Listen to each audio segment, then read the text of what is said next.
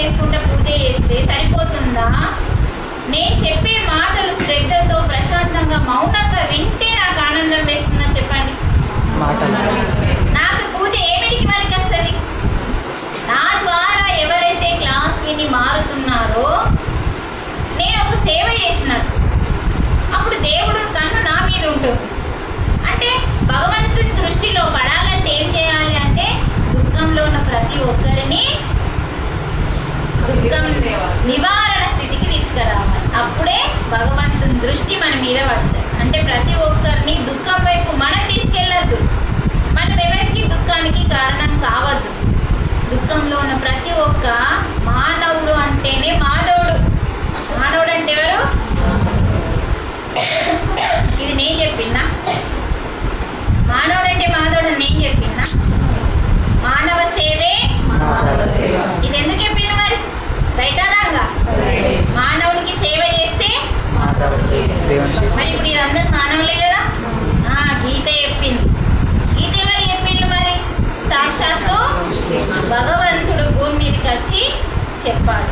కాబట్టి అందుకని భగవంతుడే చెప్పాడు కాబట్టి అన్నిటికంటే వేదాలని చూడండి. మనం ఒక మసాలా కూర వండాలంటే ఉడకని ఉల్లిగడ్డని టమాటాని రోట్లో వేసి నూరుతున్న కొద్దీ ఏమవుతుంది? రసం అవుతుంది. అంటే ఎంతెంత నూరుతామో అంతంత కమ్మటి వాసన వస్తుందా రాదా? మరి అదే గ్రైండర్లో పడితే వస్తుందా? రాదు. అంటే ఎలా మనం మసాలాని రోట్లో వేసి నూరుతున్నామో అలా భగవానుడు వేదాలని రంగనిచ్చి ఉపనిషత్తులని రంగనిచ్చి పురాణాలన్నింటినీ అంటే ప్రపంచంలో ఉన్న జ్ఞానాన్నంతా రంగరించి భగవద్గీతలో పోసింది. మరి ఇలా భగవద్గీతని ప్రతిరోజు మనం నిత్యం జీవితంలో శ్లోకాలు కంఠస్థం చేయడం కాదు, ఆ శ్లోకంలో భగవంతుడు మనకేం చెప్తున్నాడు అన్నది చాలా ఇంపార్టెంట్.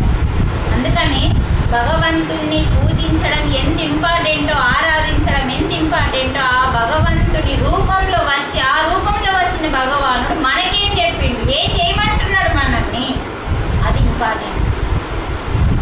అందుకనే మనకి శ్వాస మీద ధ్యాస ద్వారా ఏమవుతుందంటే బ్రహ్మరంధ్రం ఓపెన్ అవుతున్నాం.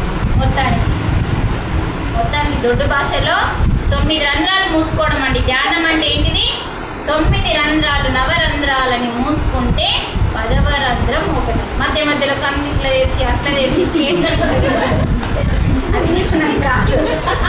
అంటే అది పిలిచిండు పోకపోతే ఏమనుకుంటారని నచ్చిన వాళ్ళు కొంచెం కొత్తగా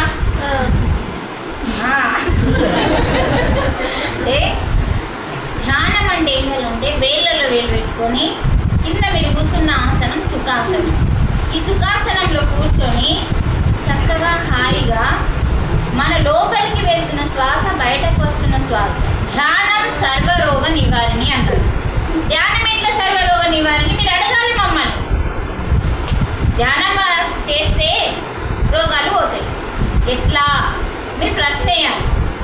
అట్లా అయితేనే మీరు ఎదిగినట్టు, అయితే మీకు శ్రద్ధ ఉన్నట్టు. మరి ధ్యానం సర్వరోగ నివారణి అంటే ఎలా అంటే ఇప్పుడు మీరున్నారు చక్కగా చిండు వేళ్ళలో వేలు పెట్టుకొని శ్వాస మీద ధ్యాస పెట్టండి. ఎందుకంటే అమ్మా నిరంతరం మనం పని చేస్తామో లేదో కానీ మన మనసు పనిచేస్తుంది.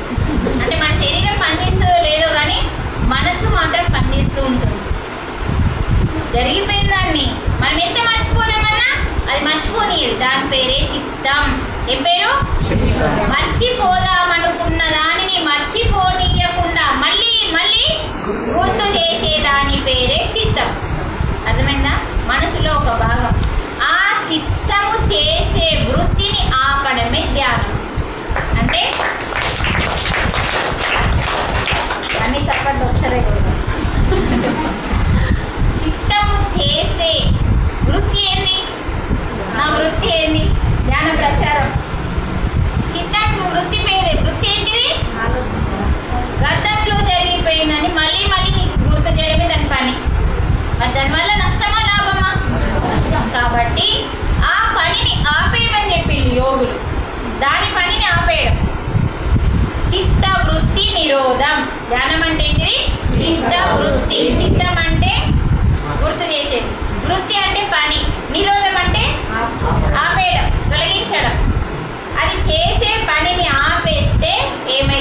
అంటే మనకి బ్రహ్మరంధ్రం ఓపెన్ అవుతుంది. మరి మన బ్రహ్మరంధ్రానికి మనకి మధ్యలో అడ్డమున్న వాళ్ళు చిత్తపటం. అందుకనే ఎప్పుడైతే శ్వాస మీద ధ్యాస పెడతామో అమ్మ, ఆ చిత్తం అనేది ఆగిపోయినప్పుడు మనసు శూన్యమవుతుంది, జీరో, మనసు లేని స్థితికి వెళ్తాం. అప్పుడు ఏమైపోతుంది, బ్రహ్మరంధ్రం ఓపెన్ అయినప్పుడు ఈ బ్రహ్మరంధ్రం ద్వారా అంతటా నిండి ఉన్న పరమాత్మని యొక్క శక్తి అంతటా ఉంటుందండి. గిడ లేదు అన్నది లేదు, అనువనువులో ఉంటుంది ఆయన శక్తి.